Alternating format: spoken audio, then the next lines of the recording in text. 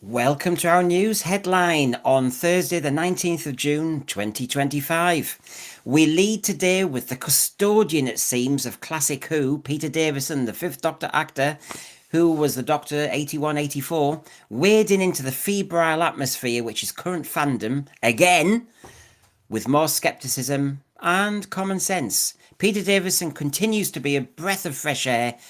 Not sure.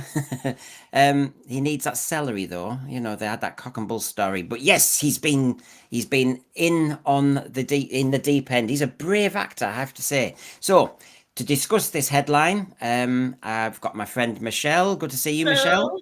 Hello, hello, welcome. Yeah. Notice what I did there. News headline hmm singular.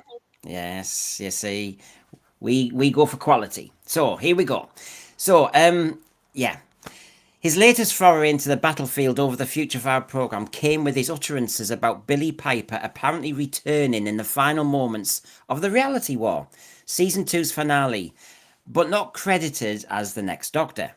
Cue blast of skepticism, common sense to burst the bubble of hyperbole and bluster from the bad wolf PR machine. Let's make Peter Davison the custodian, Michelle, and defender of traditional Doctor Who canon. He's refreshingly candid, he's respectful at the same time. He clearly has issues with the evolution of the show at the hands of Bad Wolf, and particularly RTD. 100%.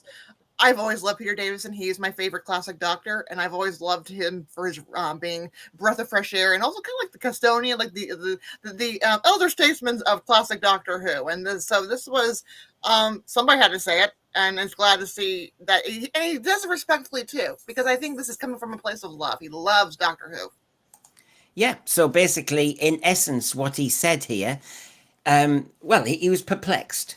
Billie We, Piper, we all are. as usual. She's got a great career and she's got options galore. I don't know why she would voluntarily choose to go to Cardiff for a year, he said, referring to the lengthy filming schedule for a full series. Um, Davison praised Piper's previous work on Doctor Who, calling her the best companion there's been. That is partly, he said, because she was written in a different way. It was almost like she was the centre of the story. You were seeing the Doctor through her eyes. So he doesn't understand why she would commit to this. Although, in another interview, Peter Davison has said, obviously related to David Tennant now, that David Tennant has a busy career, but if he's asked to come back to Doctor Who, he struggles to say no. I think he understands the love of wanting to come back, but also it is a lot of commitments. And most of the actors live around London, so to go to Cardiff, that is a difficult decision. Especially Billie has children now. I mean, it's different when you're a single person. Yeah. I mean, I keep saying it's the law of diminishing returns. It happened with Mhm. David Tennant. Billie Piper coming back. The best comeback for her really was season four, Stolen Earth. I suppose romantically, it was an amazing moment when they ran towards each other Mhm. in a, in a night scene, and then the Dalek got them. Right. That was all right. I'm not so sure about the Day of the Doctor. You know when they start playing with the timey wimey. Well, it's not really Rose. It's the The moment. moment. Yeah. Yeah.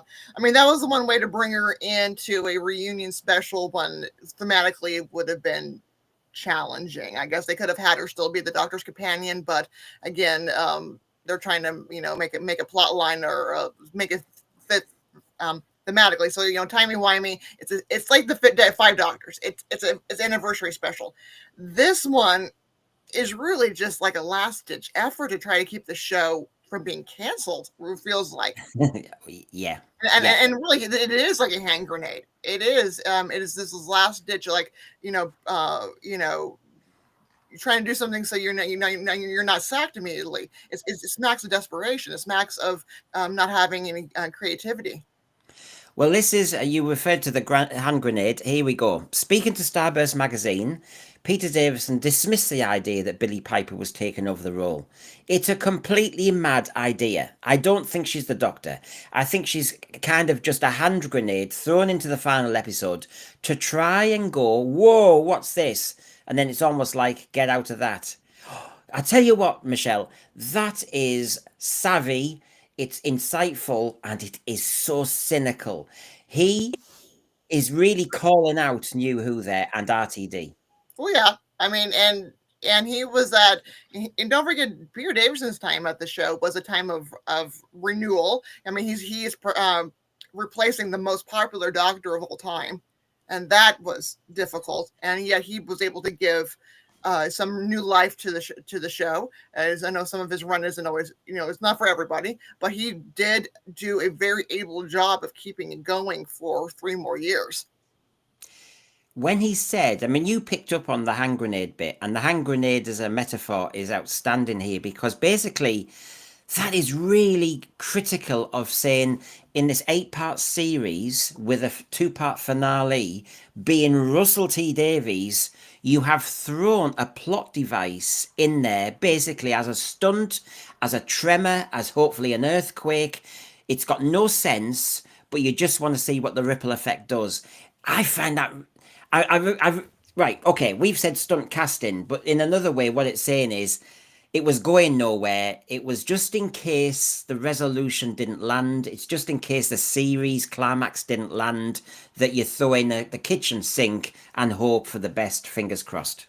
Yeah, I mean, and Peter Davison, he's a smart actor. He's a smart man, and I know he always, makes jokes about him. He was, he was too dumb to do everything else but to be an actor. But no, there's a savviness to. He's been around long enough. He's savvy. He sees this what this is. I'm fascinated. He's willing to say it, because the fact is, if 10 years ago, almost 8 years ago, when he said that the Doctor should remain a male character because it is a male hero, he was driven off Twitter. Well, and I'll come to that. I'm going to look at the historical element of Peter Davison's bravery, courage, or common sense. You should be allowed to say your opinion.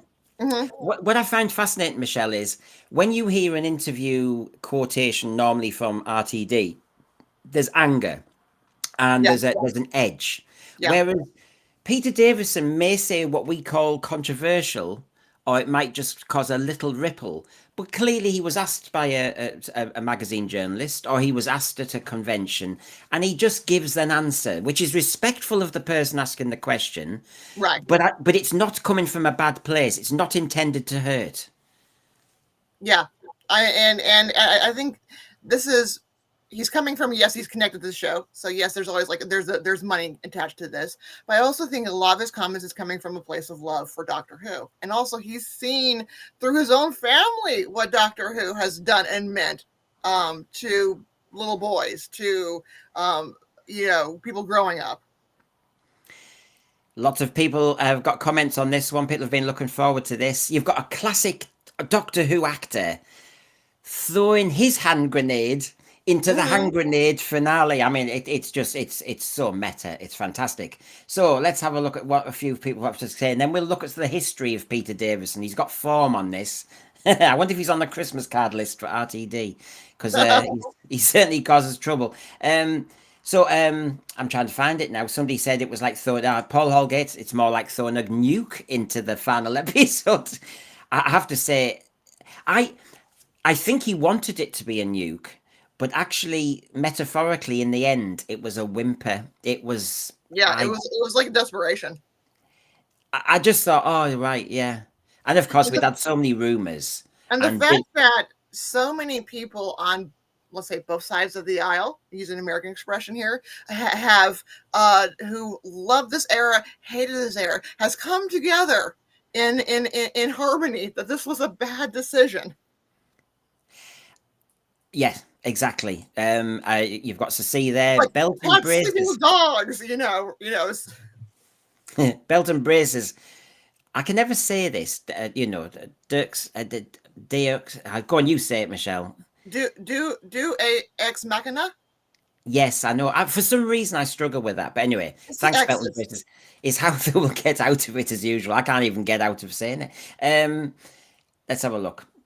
Thomas McCarthy, Day of the Doctor wasn't Rose, it was a self-aware AI, knowing the Doctor's history and reminding him. Yeah, well, that's what we said.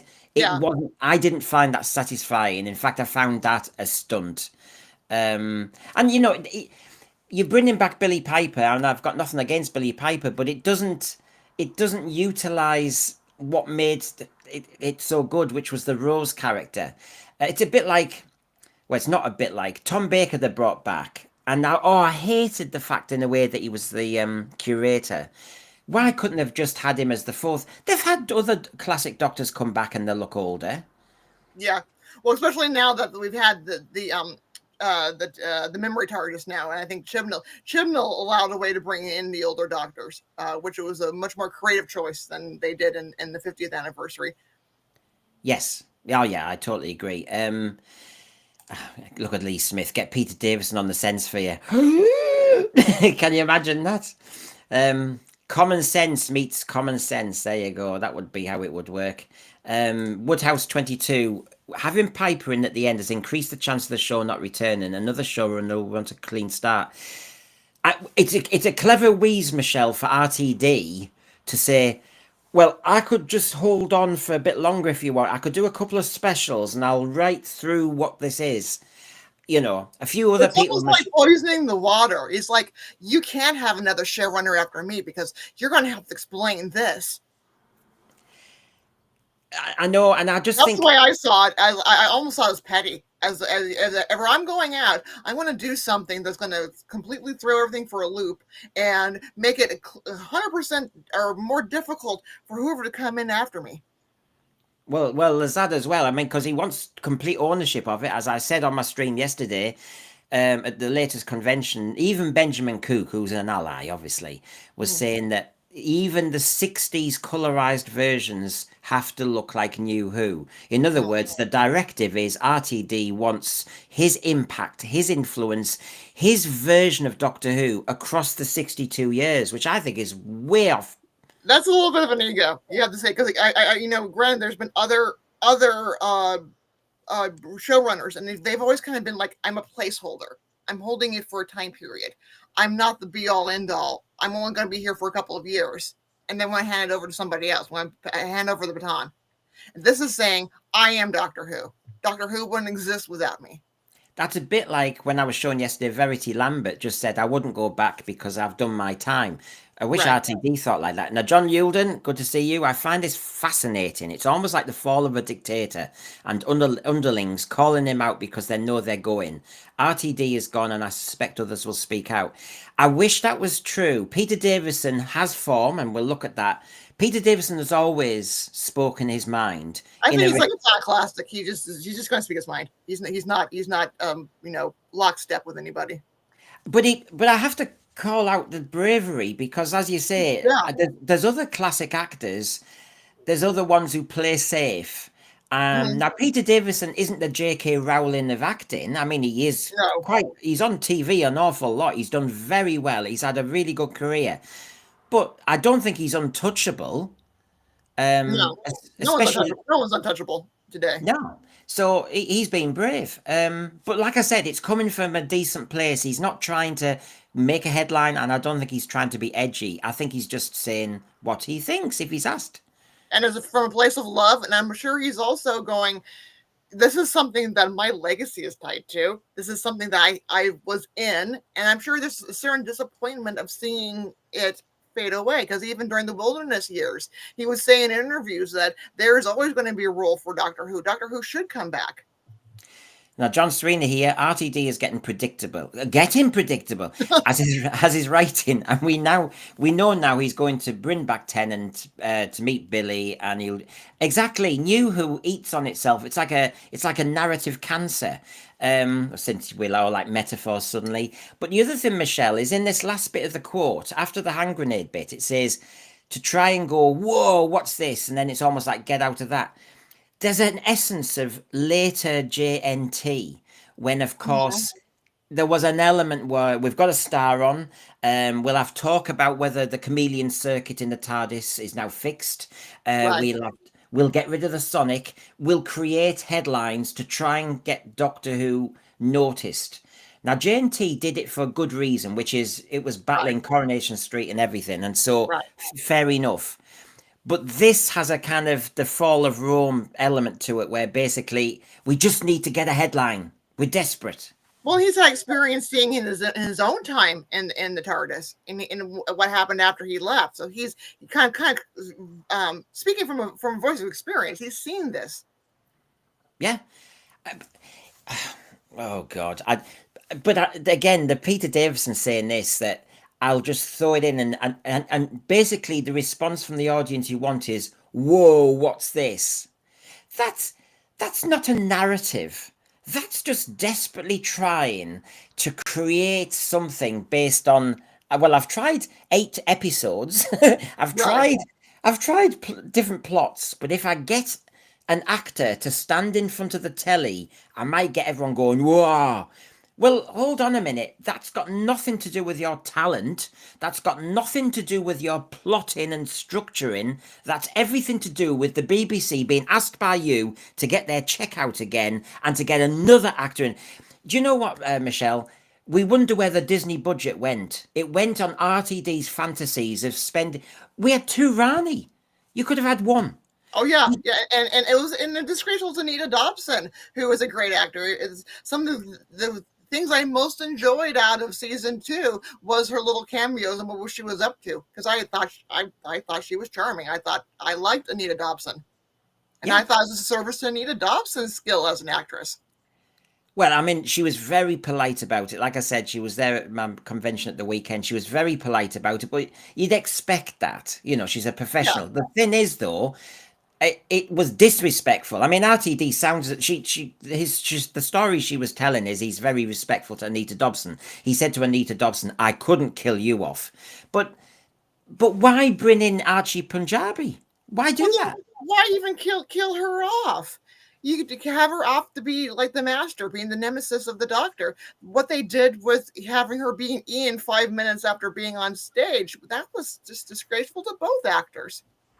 I think so. And of course, where's the budget gone? And you think, well, you got 2 top actors instead of just using 1. I mean, hello, you're just blundering the budget on meaningless moments. Billy Piper won't have been for 5p. Paul Holgate, Peter is a top bloke. Met him a couple of times. He's always friendly towards the fans. They often are. I mean,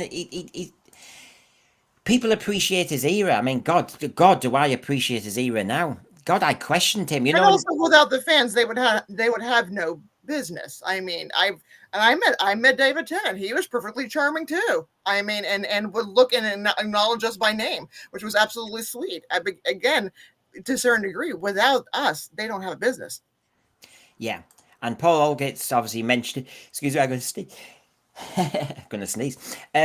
Paul Holgate mentions the Geordie thing, so I am going to come to that. I just wanted to kind of really kind of hammer this headline and see if there's anything else there. I think it's kind of just a hand grenade thrown into the final episode to try and get basically a reaction, and then it's almost like get out of that. We've looked cynically to what he said there, and we've looked cynically to RTD trying to hold on to his job. Especially when there's rumours of co-streamers being in negotiations and they actually want creative control. We've got major criticisms from Disney. And what I'm hearing, Michelle, is that we've heard about the ratings in Disney and all the rest of it. But the thing is, I think I've heard that Disney are going to publicise the reason why they ended the deal. That's what I've heard. Probably Disney is not in a good position right now. Park attendance is at all-time low, particularly for their flagship in Florida. They're being hit very badly by the new Epic universe from Universal Studios, and then also Disney Plus ratings are in the toilet too. The Star Wars has not been doing very well. They're going to be releasing another movie called Elio, I believe, and it's going to be another dud. I've heard that it's a very poor script. So Disney is not in a good position right now. Mind you, before I move on to my next headline, Michelle, I find it stunning that, people criticize everything nowadays, online social media. Peter Davison's slight intervention here, which I think is very quiet, measured, and probably on point. A lot of fans, certainly not us too, have said, why is he so dismissive of innovative storytelling? I mean, innovative storytelling? What, bringing Billie Piper to go, yeah. This was the man who was in the Caves of Enderzani, which is the best Doctor Who episode ever. I will die on that hill. Innovative storytelling. What is innovative about dragging Rose back again? Yeah. As I said, he's seen innovative television. He was in it. Oh dear, dear, dear. So some fans will defend the indefensible, And I and get it. If you love this era, God bless you. I went in wanting to love it. I went in halfway through loving it, and I just felt betrayed. So, but but if you, the thing is, though, everybody I've had on the Sense Sphere, I think, me, you, John, Hugh, the early ones, when we started this, we are objective. And I still think we are objective, but we're objective with a dose of cynicism now because we've seen what we've seen. sometimes you need tough love to get something better because you can't be going clapping seals. It's wonderful. It's wonderful. It's wonderful. That's never going to get better. Yeah, I mean, you've got to. I'm not tribal about anything. I will No, criticize what I see. As my mum has always said, you are the kid in the boy in the Emperor's New Clothes. You say he's naked. right? Yeah, And no, exactly. yeah, I don't follow the hype. I refused, because I'm stubborn. I refused to watch Game of Thrones until it was lockdown, and then when we watched it, we thought it was good. We refused to read J.K. Rowling's Harry Potter. Any hint of a hype or a fad, I go in the other direction. So that's healthy in one way, although you do deprive yourself sometimes of good stuff. Yeah, But I've rectified that now, everybody, before you start thinking I'm crazy. Anyway, this was the other one that people were referring to. It was only 2017, Davison hmm expressed concerns about Jodie Whittaker's casting as the 13th Doctor. He was at the San Diego Comic Con, so in other words, he was asked a question. and that's a huge Comic Con, or used to be a huge Comic Con. Yeah, and remember, unlike, and I'll keep saying it, RTD being controversial, edgy, deliberately trying to have a real angle to what he says. Listen to this. If I feel any doubts, it's the loss of a role model for boys who I think Doctor Who is vitally important for. So I feel a bit sad about that, but I understand the argument that you need to open it up. He also described himself as an old fashioned dinosaur regarding the Doctor being male. I mean, what's he said then that was out of kilter? Well, because and as we're still seeing today, boys' heroes are being just absolutely gutted, and it's sad that. And he was saying something from a role of experience. I read an article one time that one of his sons used to call him Daddy Doctor because grew up watching the Fifth Doctor era because they were putting him on DVD at that time. So Peter Davison would rewatch the episodes before they go in and film the commentary. And so one of his sons, grew up watching that, and they used to call him Daddy Doctor for a long time. Which is listen, by So by he's seeing the role of a male role model for a child. and there's right. I mean, and I will deal with the argument rather than go tribal. Yeah, If I feel any doubts, it's the loss of a role model for boys. So basically, he's not saying girls can't have a role model. He's just saying the loss of one for boys. that the Doctor serves a very important role and if for many boys filled a void that was missing in their own lives. And do you know what, Michelle? Listen to the news in 2025. Listen to some of the people ranting on the left about toxic masculinity. Listen to RTD in Robot Revolution, Mhm. Conrad Clark, toxic masculinity, and, angry boys. And you think, well, hold on a minute. All Peter Davison was saying 8 years ago was, shall Mhm. we not lose one or two of the role models that boys do have? Yeah, and also Because for women and girls, having a male role model, what a good man should be, a hero, a protector, is also good. We want to see heroic men. Well, exactly, and there's nothing wrong with the Doctor's character. I mean, yeah, asexual, please, but good role model, and God Almighty, I know some people will argue on the other side, saying, "Well, we need more role models for women." Well, go and make them. I'm not Exactly. arguing. We need both. We need female role models and we need male role models because they both fill a void for for all groups of people. But the thing is, when the Doctor Who role is established as a male character, this is 2017, so we're way into it's 55, 56 years old now, Doctor Who there. Mhm. That it's well established that he seems to be a male character. If you start then tinkering with it, people in society do start to think it's like you're knocking down the statues, you're attacking culture. That's not what we want. What we want No, is create some new role models for women if that's what you want. exactly. Um, We need a little bit of everything. yeah. And so all I think Peter Davison is doing is coming from a sensible position saying this is an established role model for everybody, to be quite honest. But Hmm. if boys can see something in it that's good for them, let's not lose it. Especially when 2025, you get the politicians going, male, young lads don't have a role model. Young lads are angry. Young lads are getting bad leadership from various people online. Hello. The doctor was a good role model, but you messed with it. You Hmm. tinkered with it, Hmm. and you made them embarrassed to watch it. Well done. Well done, you progressives. Yeah, yeah, and there's no that there's nothing's being filled in that void of good positive role model material. Yeah, and as Garbage is doing, our moderator, he's widening the argument, which it is. It's almost like one of those the week that was woke arguments. Just watch a current batch of adverts, spot the white male, and if you do see, they are an absolute bumbling idiot. The joke used to be an advert I used to see is for washing powder, Hmm. and now and again to kind of switch roles instead of having the classic 1950s vibe of a woman in the kitchen. You know what I mean? That Right. one. Yeah. They thought it was modern if they had a young teenage lad who didn't know the right way up of the washing powder box, so he poured all the washing powder on the floor when he was looking. I mean, Yeah. Well, I wouldn't even say white male. I say just male in general, especially here in the United States. It's any male in general in a commercial is an absolute idiot. And even I watch it going, oh, really, really boring, well, we've got some really freaky ones at the moment. I mean, I used to pack Maltesers. That was, my claim to fame. I was a Malteser inspector, and so good old I have no Malteser. clue what that is. Malteser, little chocolate. It's a honeycomb center. Oh, Uh, okay, sounds delicious. yeah, it's made by Mars Confectionery of America. Oh, Uh, okay, yeah, so they make. It's just I know they sometimes have different names over there, but we do Twix, Mars Bar, Milky Way, Snickers. okay, yeah.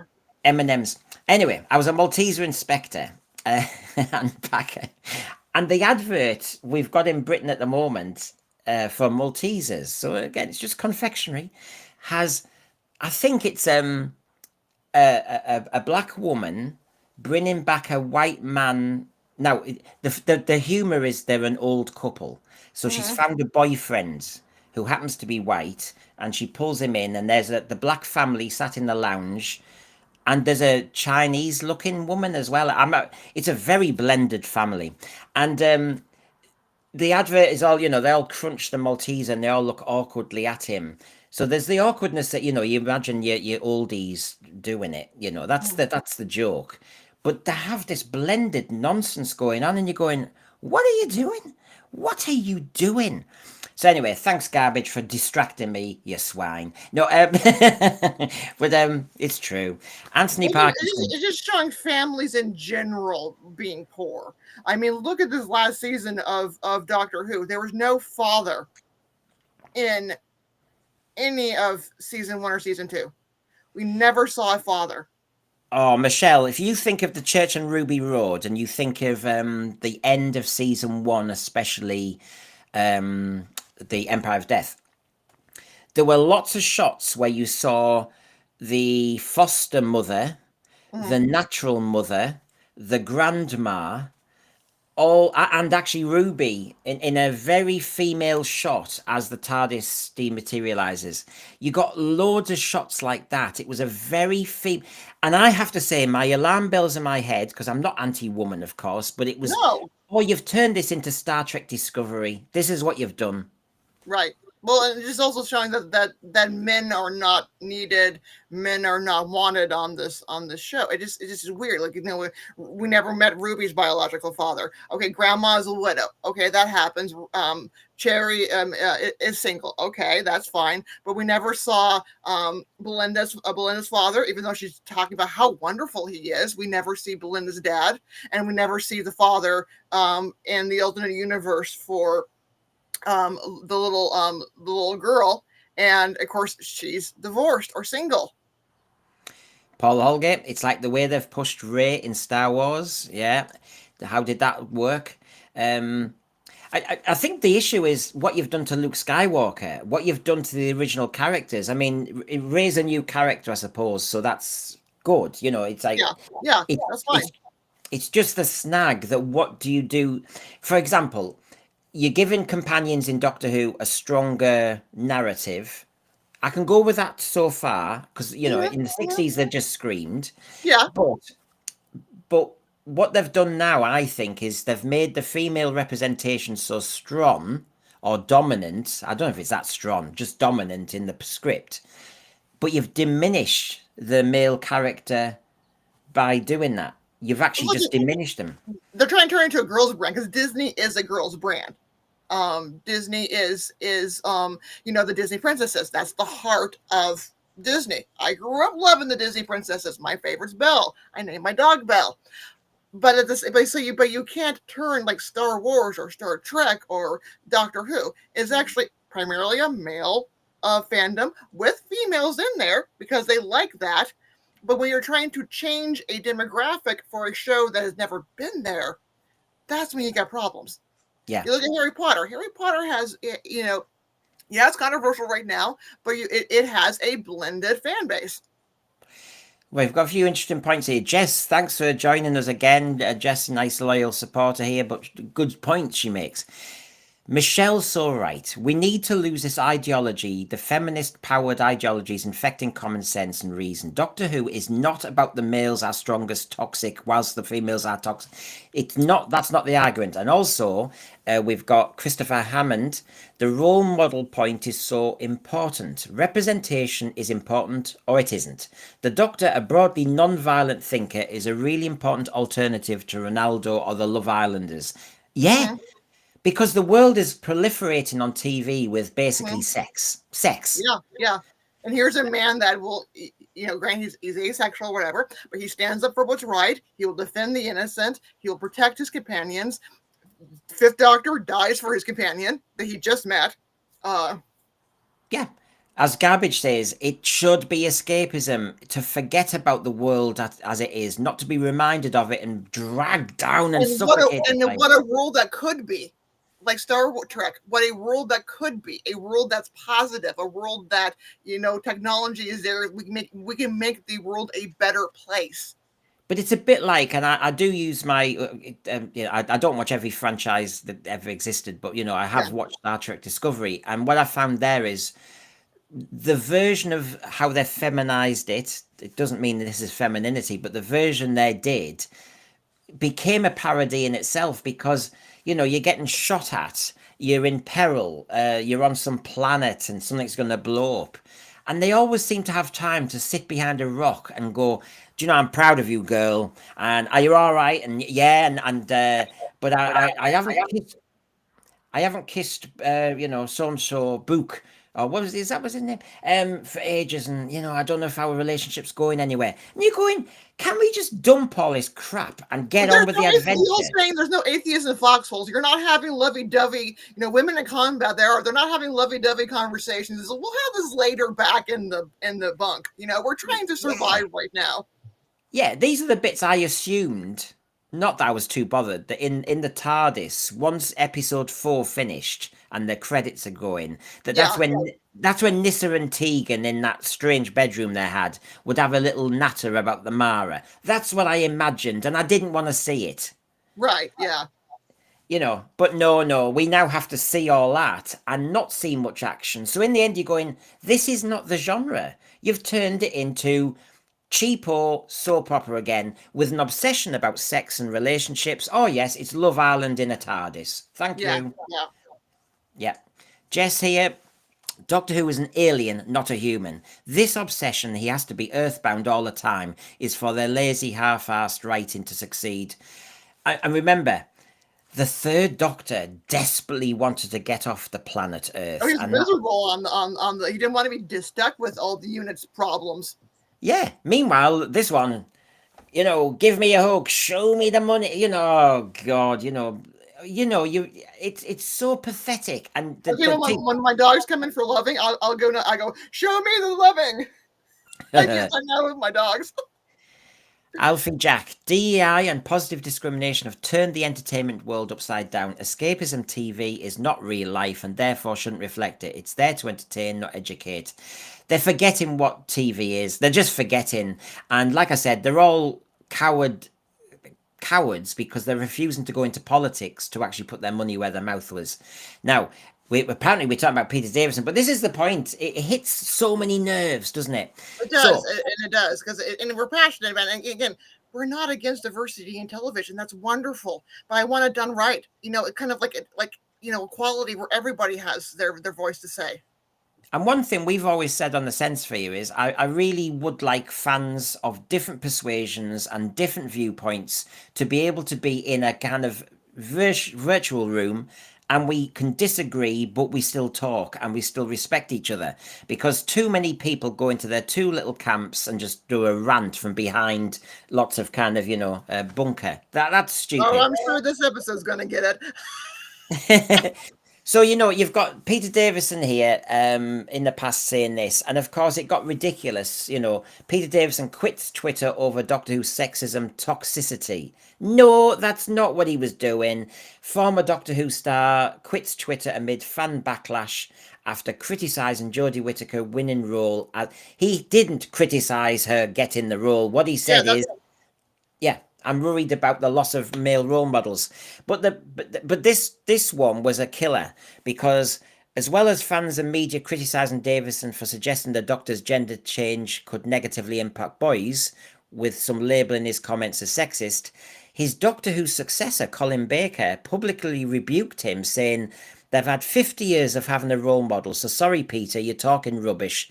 Absolute rubbish. The backlash led Davison to quit Twitter, citing the toxicity of the response. And in 2024, in the Daily Telegraph, Davison claimed he was misquoted on the issue, though he didn't specify how. I suppose it was compounded slightly because in 2013, Davison had expressed a slight problem with the idea of a female Doctor, comparing it to a female James Bond. On both of those, I agree with him, no. And he was misquoted. I mean, this is a time period where, the people were ganging on each other on social media, and he was still there today too. But he was misquoted because all he said was, "I'm concerned for male role models, not that the Doctor shouldn't be female." Yeah. And even Tom Baker was like, I remember somewhere saying at the time, was like, "Well, let's give it a season and see how it works." Yeah, and so he was forced at the time to clarify on Twitter that he believed Jodie Whittaker was a terrific actress who would do a wonderful job, and he urged fans to support her. Well, Janet Fielding even went after him too, which was kind of like, again, if you have a problem with somebody, you take it to the back. You call them, you message them. You don't do it on Twitter. The thing is, did he say something to antagonize? No. He respectfully and truthfully answered a question in a measured, thoughtful way. And to then get kickback shows you the problem with fandom, shows you the problem with our society now, which is, will you listen to the whole statement, please, and not jump on a word? Will you actually listen? And it's disappointing to see that reaction because, again, the first thing you have to do is apologise. The second thing you have to do is start saying nice stuff about the person you apparently were slating.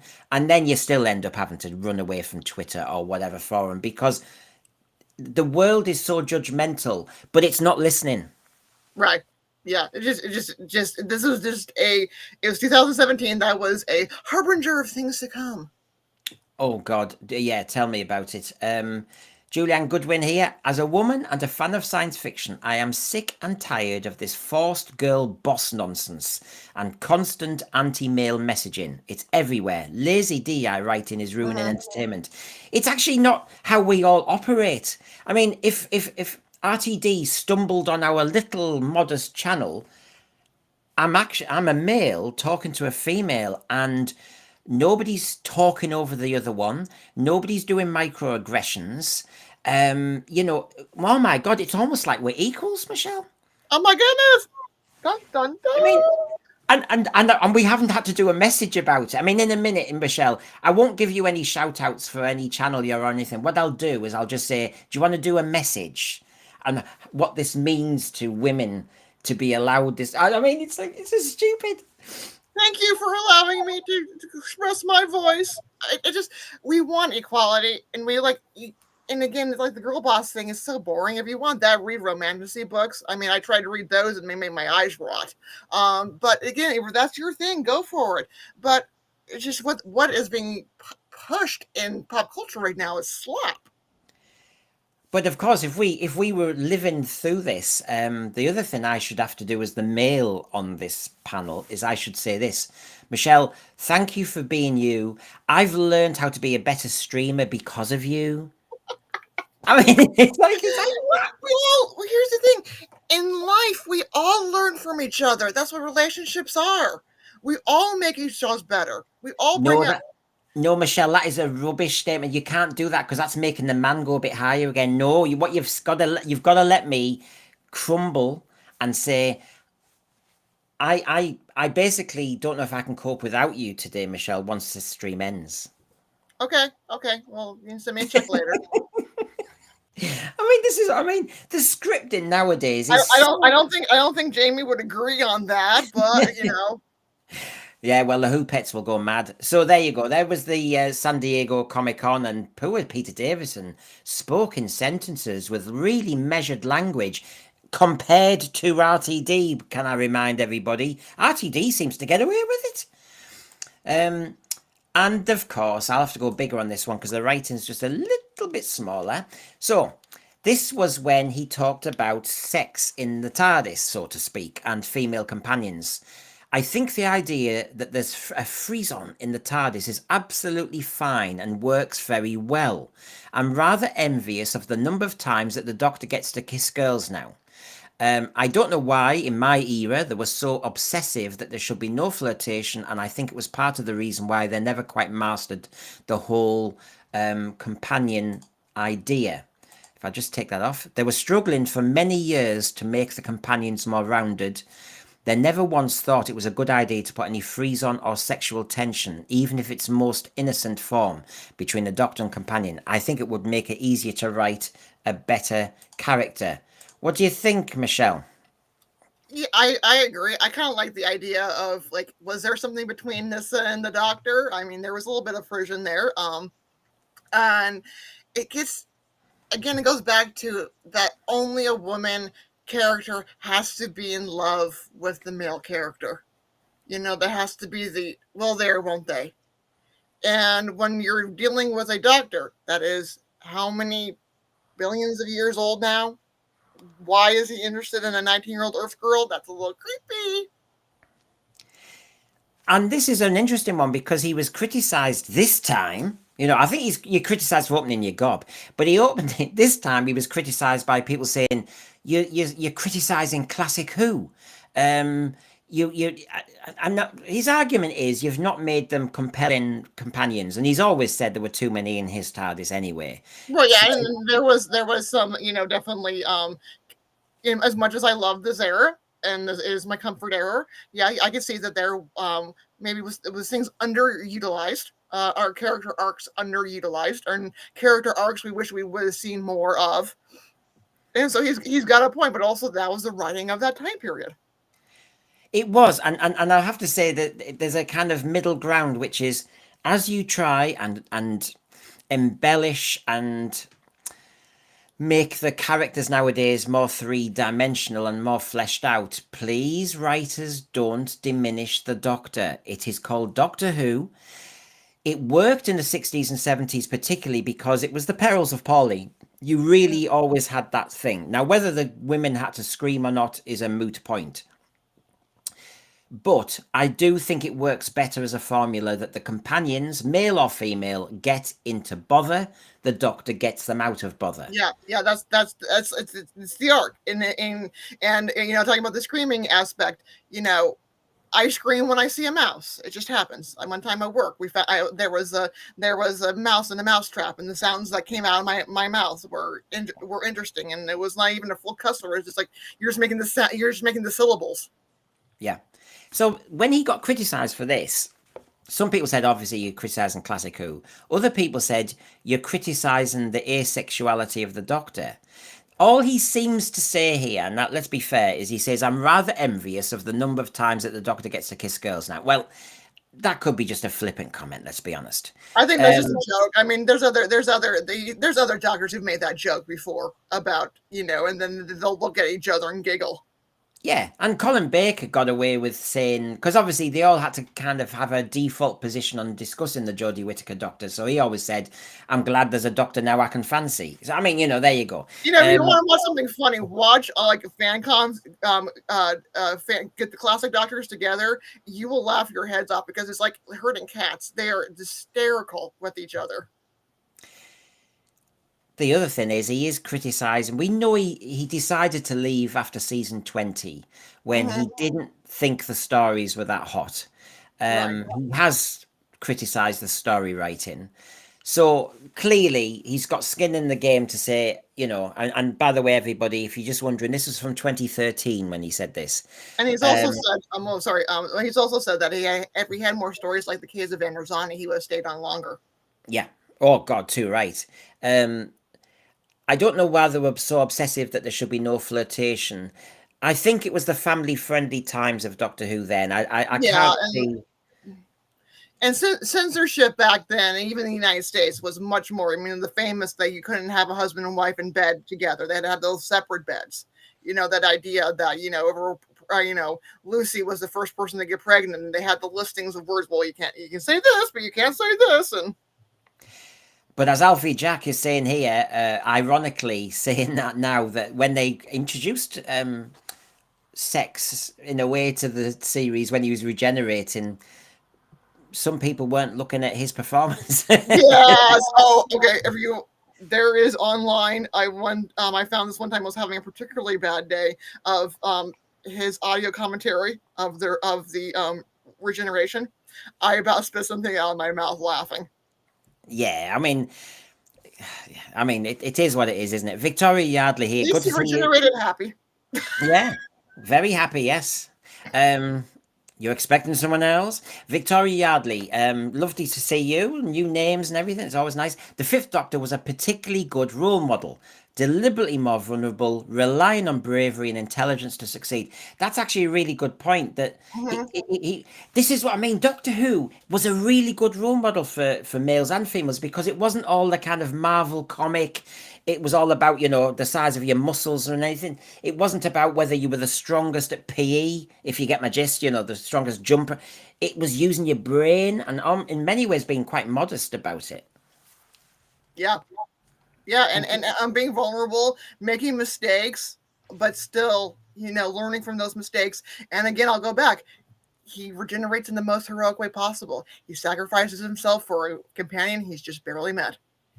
Oh, and you mean when he went to save...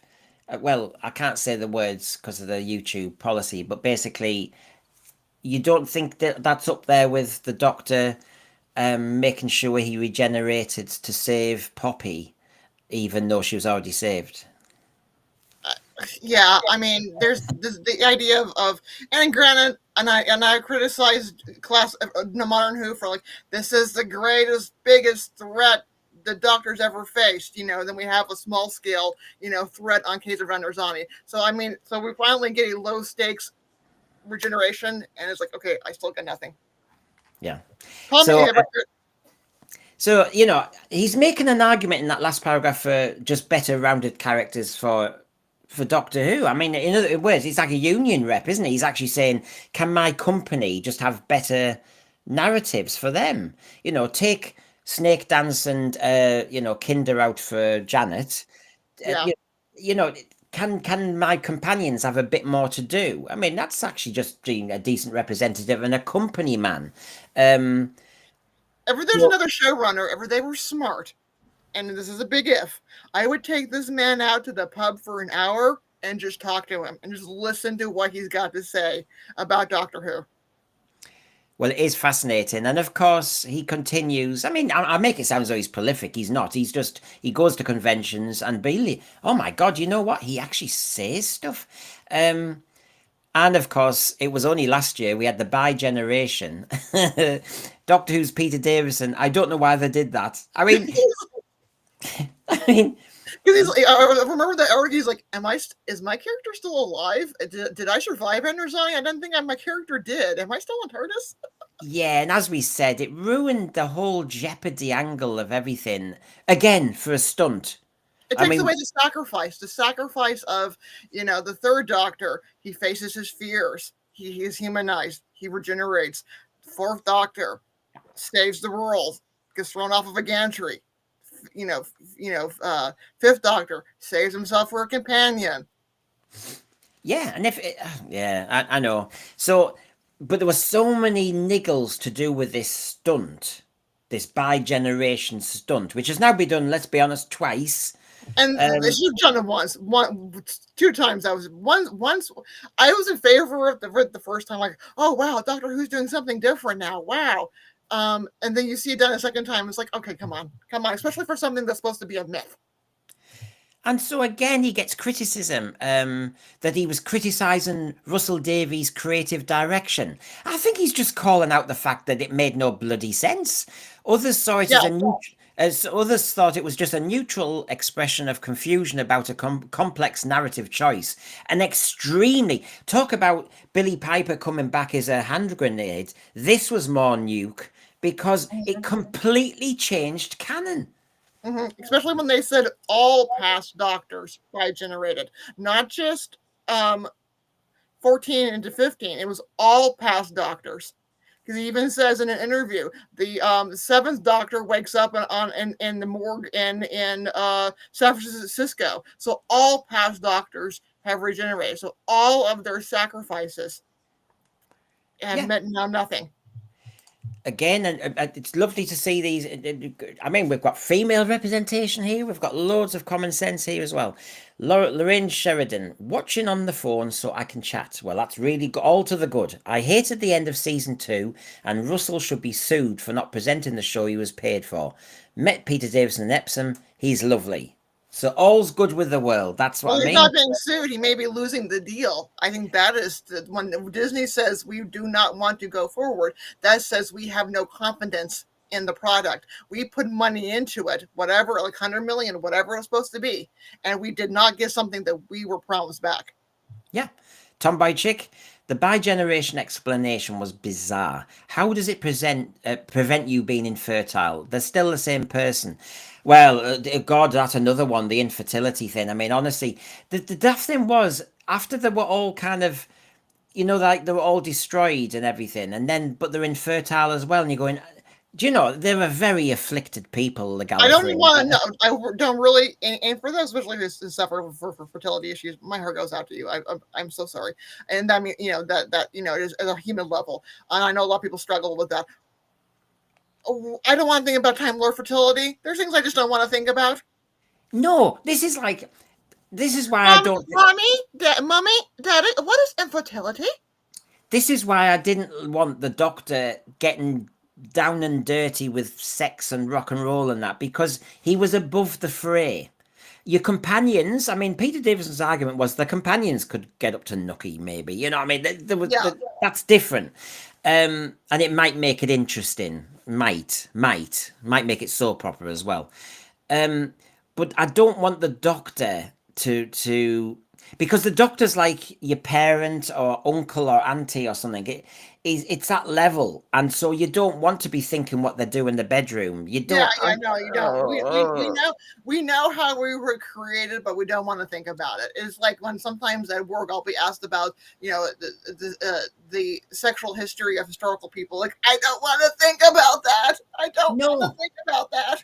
No, and it actually it cheapens the show as well, because it's all about gadgets and sci-fi and fun. And in the end, you start making jokes, sleazy jokes about Sonics and stuff like that, and you're thinking you've diminished the show. You have really sleazed up the show.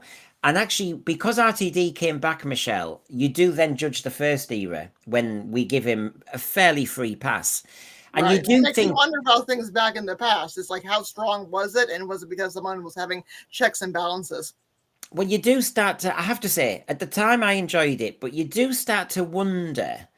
There were jokes about where Captain Jack hid something, as you know, Yeah. when it, and you think, okay, this seems to be. We thought it was innocent humor, but you're actually making the Doctor Who program get suggestive, innuendo. We're going there. We're going there.